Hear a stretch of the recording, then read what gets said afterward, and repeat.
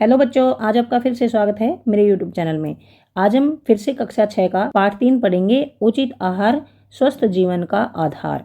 तो इस पाठ में 3.3.3 प्रोटीन के लिए परीक्षण। इससे पहले हमने वसा के लिए परीक्षण किया है, मंड के लिए परीक्षण किया है। अब हम प्रोटीन के लिए परीक्षण करेंगे 3.3.3 में। क्रियाकलाप 3.7 क्रियाकलाप 3.7 करके देखते हैं और हम सीखते हैं कि प्रोटीन का परीक्षण कैसे किया जाता है। क्रियाकलाप 3.7, इस क्रियाकलाप को शिक्षक द्वारा प्रदर्शित किया जा सकता है। इस क्रियाकलाप को शिक्षक द्वारा प्रदर्शित किया जा सकता है। पिछले क्रियाकलापों में परीक्षण के लिए खाद्य पदार्थों को लें। पिछले क्रियाकलाप में हमने जो खाद्य पदार्थ लेने हैं वही ले लेने हैं, उनके अलावा अगर लेना चाहें तो वो भी ले सकते हैं। यदि खाद्य पदार्थ ठोस है तो खरल या मूसल का उपयोग करके उसका पेस्ट या चूर्ण बना ले। अगर खाद्य पदार्थ ठोस है, जैसे चावल ठोस थे तो चावलों को थोड़ा सा कूट लिया हमने और पानी में मिला लिया तो उसका पेस्ट बन गया, या फिर कूट लिया तो उसका चूर्ण बना लेंगे। सावधानी बरतनी है, ये रसायन हानिकारक हैं। जो रसायन इस परीक्षण के लिए यूज होंगे ना, उपयोग होंगे, वो हानिकारक हैं। इनका उपयोग सावधानी से किया जाना चाहिए और इनमें से किसी भी रसायन को तब तक न छुएं जब तक कि ऐसा करने के लिए आपसे कहा ना जाए। जब तक के लिए आपको मना किया जाए कि इन रसायनों को नहीं छुएं, तो फिर इन रसायनों को आपको नहीं छूना है। ये रसायन बहुत ही हानिकारक हैं। अगर आपके शरीर पर कोई रसायन गिर जाए तो उस स्थान को तुरंत पानी से धो लें। अगर कोई रसायन आपके ऊपर गिर जाए तो पानी से साथ के साथ धो लें, नहीं तो वो कोरोजिव होते, संक्षारित होते हैं, मतलब वो जलन कर देंगे या आपकी त्वचा को काट देंगे।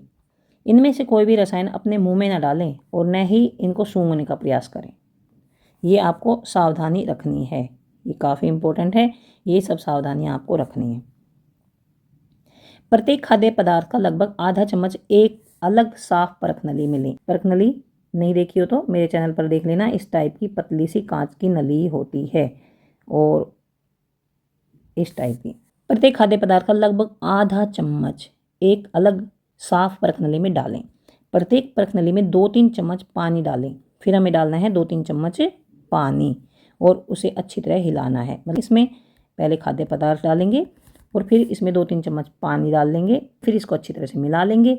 ड्रॉपर का उपयोग करके प्रत्येक परख नली में कॉपर सल्फेट विलेन डालेंगे। ये ध्यान रखना है, कौन सा विलेन डालना है? कॉपर सल्फेट, CuSO4 नीले रंग का होता है। कॉपर सल्फेट की 2 बूंदे डालेंगे।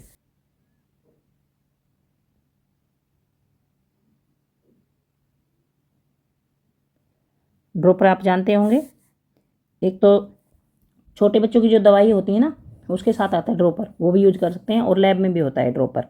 तो ड्रॉपर की सहायता से 2 बूंदें कॉपर सल्फेट की इसमें डाल देंगे। कॉपर सल्फेट, ये याद रखना है। प्रोटीन के लिए परीक्षण करने के लिए कौन सा विलेन की आवश्यकता होती है? कॉपर सल्फेट की। अब एक और ड्रॉपर लें, एक और ड्रॉपर लेना है। प्रत्येक परख नली में कास्टिक सोडा विलेन लेना है। कास्टिक सोडा, ये भी याद रखना है। कास्टिक सोडा विलियन, 2 विलियन लेने हैं, एक तो कॉपर सल्फेट और दूसरा कास्टिक सोडा विलेन। और कास्टिक सोडा विलेन की हमें 10 बूंदें डालनी है। दूसरा ड्रॉपर लेंगे और उससे कास्टिक सोडा की 10 बूंदें डाल देंगे इसमें। 1 2 3 4 5 6 7 8 9 10। परख नलियों को अच्छी तरह हिलाएं। परख नलियों को अच्छी तरह हिलाना है। उसके बाद उन्हें कुछ मिनट तक ऐसे ही रहने देना है। इसके बाद यहाँ पर देखिए, ये टीचर ये एक्टिविटी कर रही है। यहाँ पर ये है कॉपर सल्फेट नीले रंग का और ये है कास्टिक सोडा, और ये मटर है, ये मूंगफली है, ये चावल है, ये ब्रेड है, ये सोयाबीन है।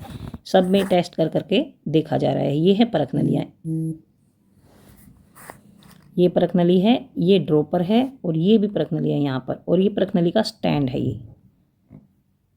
और ये कॉपी पेन ले रखी हैं कि जो भी अवलोकन कर रहे हैं उनका जो रिजल्ट निकलता है वो लिखने के लिए।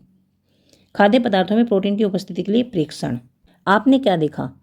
कास्टिक सोडा और कॉपर सल्फेट की बूंदें डाली हैं खाद्य पदार्थ में, तो फिर आपने क्या देखा? क्या कुछ परख नलियों के पदार्थ बैंगनी रंग के हो गए? कुछ परख नलियों के पदार्थ बैंगनी रंग के हो गए। बैंगनी रंग अगर बैंगनी रंग के हो जाते हैं तो बैंगनी रंग कहाँ से आया? बैंगनी रंग खाद्य पदार्थों में प्रोटीन की उपस्थिति दर्शाता है। जो प्रोटीन होता है ना, वो कॉपर सल्फेट और कास्टिक सोडा के घोल के साथ बैंगनी रंग देता है। तो बैंगनी रंग आया है, इसका मतलब है कि खाद्य पदार्थों में प्रोटीन है। बैंगनी रंग। अपने अवलोकनों को तालिका 3.3 में भरें। आप तालिका 3.3 से क्या निष्कर्ष निकाल सकते हैं? तालिका 3.3 से क्या निष्कर्ष निकाल सकते हैं? ये तालिका 3.3 है, इससे क्या निष्कर्ष निकाल सकते हैं? किस खाद्य पदार्थ में मंड है, किसमें वसा है, किसमें प्रोटीन है, ये निष्कर्ष निकाल सकते हैं। और एक निष्कर्ष और निकाल सकते हैं कि एक ही खाद्य पदार्थ में एक से ज़्यादा पोषक तत्व या एक से ज़्यादा घटक भी हो सकते हैं। किसी खाद्य पदार्थ में मंड भी हो सकता है, वसा भी हो सकता है। किसी खाद्य पदार्थ में मंड और प्रोटीन दोनों हो सकते हैं। किसी खाद्य पदार्थ में वसा और प्रोटीन दोनों हो सकते हैं। तो ये रिजल्ट निकलता है।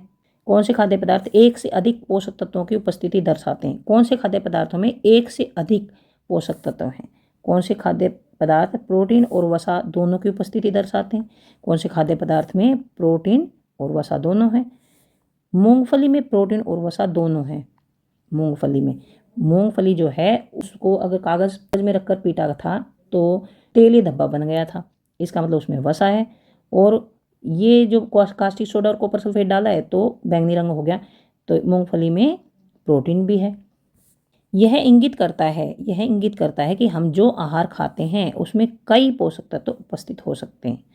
इससे ये पता लगता है कि हम जो भी आहार खाते हैं उनमें एक से ज़्यादा पोषक तत्व उपस्थित हो सकते हैं। क्या कोई ऐसा खाद्य पदार्थ है जिसमें इनमें से कोई भी पोषक तत्व नहीं होता है? क्या ऐसा कोई खाद्य पदार्थ है जिनमें इनमें से कोई भी पोषक तत्व नहीं होता? ना प्रोटीन होता है, ना मंड होता है, ना ही वसा होता है। इनमें से किन खाद्य पदार्थों का आप प्रतिदिन सेवन करते हैं? इनमें से जो हमने चेक किए हैं, इन खाद्य पदार्थों में से आप किन खाद्य पदार्थों का प्रतिदिन सेवन करते हैं?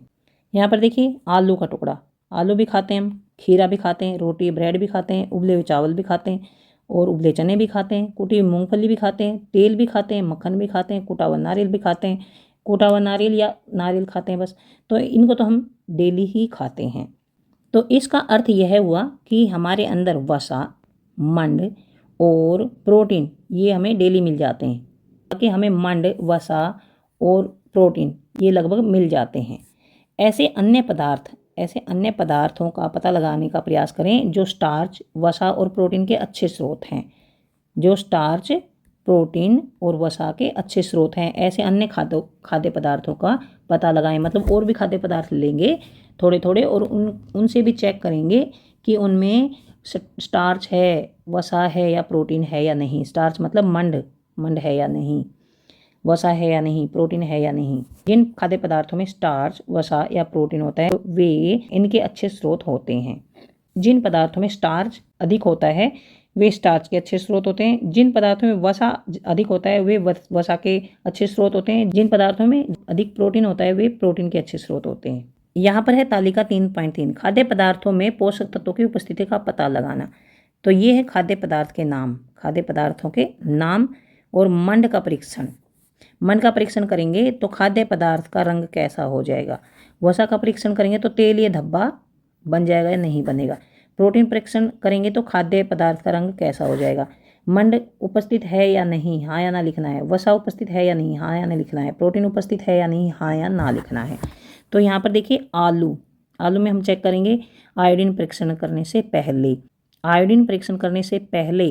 परीक्षण में खाद्य पदार्थ का रंग, तो इसका रंग था पीला या भूरा। आयोडीन परीक्षण करने के बाद नीला काला हो गया, नीला काला। वसा परीक्षण में तेलीय धब्बे, अनुमान हाँ या नहीं। तो हमारा अनुमान ये था कि हाँ, कि इसमें वसा होगा, लेकिन ये पता लगा कि इसमें वसा नहीं है। जो धब्बा बना था वो पानी का बना था।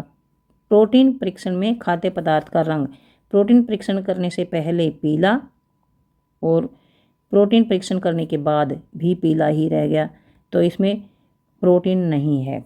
तो मंड देखिए नीला काला हो गया, तो मंड उपस्थित है, वसा उपस्थित नहीं है, यहाँ पर नहीं, और प्रोटीन उपस्थित नहीं है क्योंकि उसका रंग पीला था और पीला ही रह गया। तो इस तरह से आपको ये परीक्षण कर करके देखने हैं और इस टेबल में भरने हैं।